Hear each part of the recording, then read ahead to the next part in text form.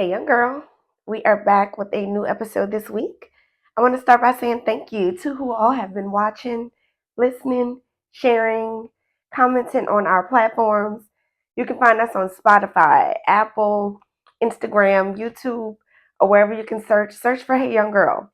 So today I want to talk about how effective communication can, alleviate a lot of obstacles, disagreements, and, a lot of people say communication is key, but effective communication. First of all, you have to know who it is that you are talking to.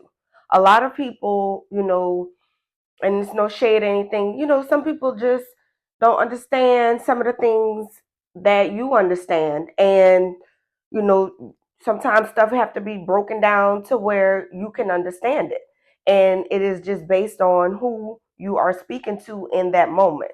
So it's you have to be adaptable sometimes, and that's something that over time you develop with wisdom and experience and confidence, because it does take confidence in speaking your truth and standing on boundaries on what works for you.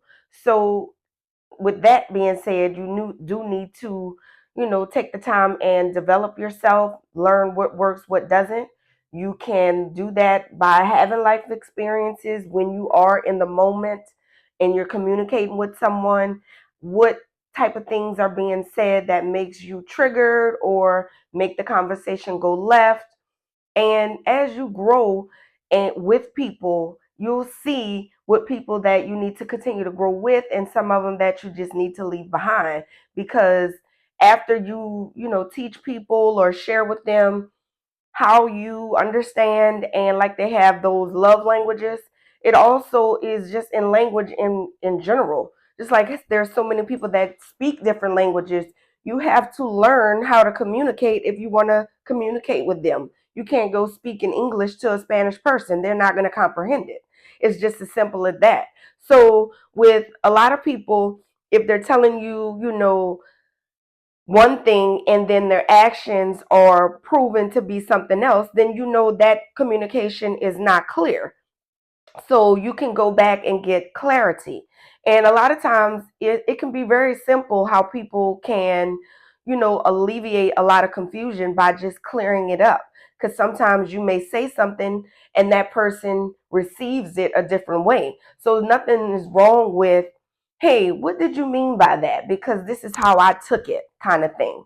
Or, when you said that you were going to meet me or do this for me at this appointed time and this and that, can I just want to clarify that it is what you said, because sometimes you have background noise and things like that, then you may have heard something totally different. So there is nothing wrong with a little bit of clarity. If you going back to the person and say, hey, can you clear this up for me, because this is how I interpreted what it is that you told to me.